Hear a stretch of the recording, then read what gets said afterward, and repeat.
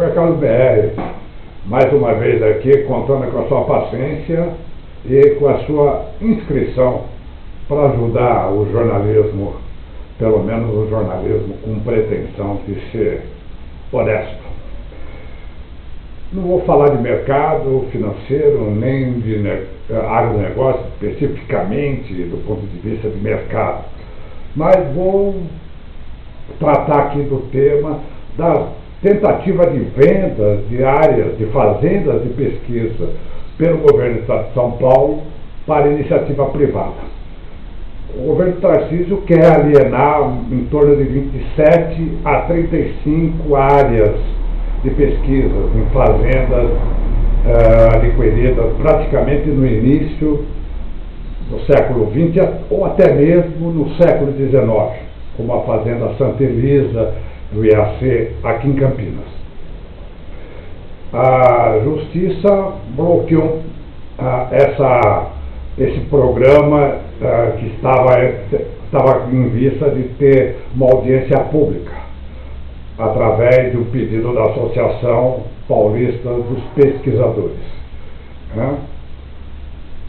A alegação é que o governo teria que passar essa audiência, essa tentativa de venda pela Assembleia Legislativa. O que não vai haver problema, porque o Tarcísio de Freitas tem a maioria na Assembleia Legislativa de São Paulo. O que se discute, na verdade, o que os pesquisadores querem é evitar esse desinvestimento público em áreas consideradas chaves para a pesquisa do Estado de São Paulo. O governo diz que são áreas ociosas e que as pesquisas não seriam afetadas. Mas vamos considerar que pudesse haver um meio termo. Vende-se realmente o que não está sendo usado, ou então pensa-se numa outra forma do governo. O governo não tem mais despesas com manutenção disso e assegura a pesquisa ao mesmo tempo. Por outro lado, a gente sabe que isso não vai acontecer, porque os prefeitos de todas essas cidades e suas excelências, os vereadores, estão de olho nisso, naturalmente. Em comum acordo com incorporadoras de condomínios. Porque basicamente todas as áreas são áreas quase que urbanas. E são áreas pequenas que não vão servir, por exemplo, para os grandes proprietários de terra.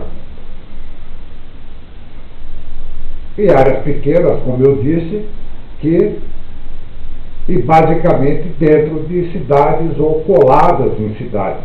É o caso, por exemplo, da fazenda Santa Elisa, aqui no Alto Taquaral, uma fazenda urbana pertencente ao IAC, Instituto Agronômico, e berçário de todas as pesquisas que deram à cafeicultura brasileira a cara que ela tem hoje, a maior do mundo, a mais importante. Bom, o governo fala em arrecadar com essas 25 ou 35 propriedades, ou parte dessas propriedades, que não daria mais que 1.500 hectares, somando tudo, talvez aí a 1,5 bilhão de reais.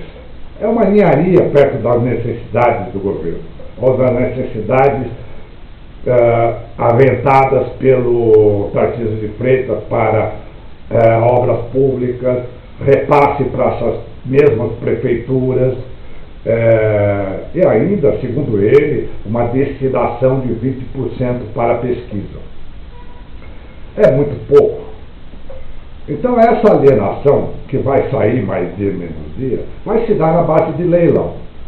E se dando na base de leilão, vai se entrar em disputa pelo preço vigente a valor de mercado de momento. Jamais se entra em leilão pelo preço futuro, como o mercado imobiliário valoriza os seus imóveis.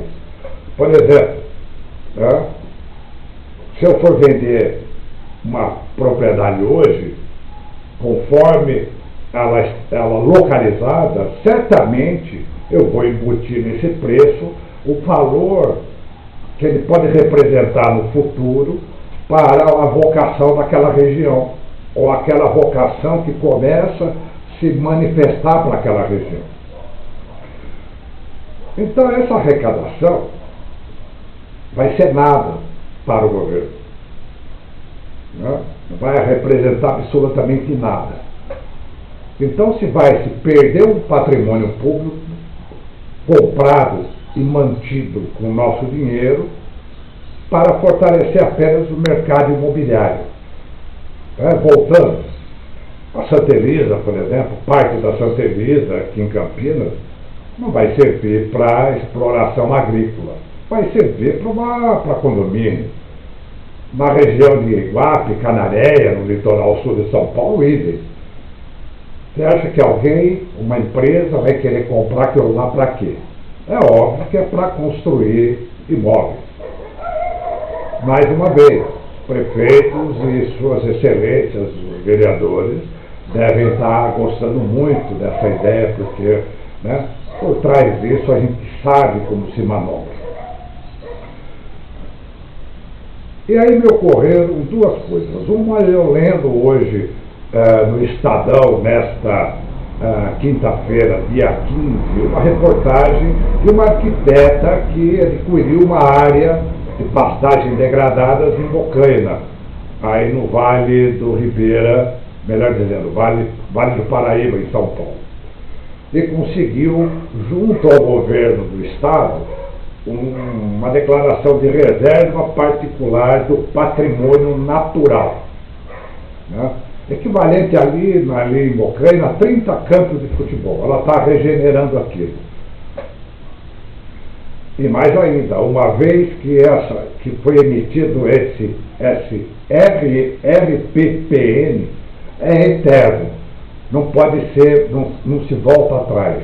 Ou seja, é uma área que está garantida para a sua total reprodução de espécies da área, uma área que foi totalmente degradada. Essa era a intenção.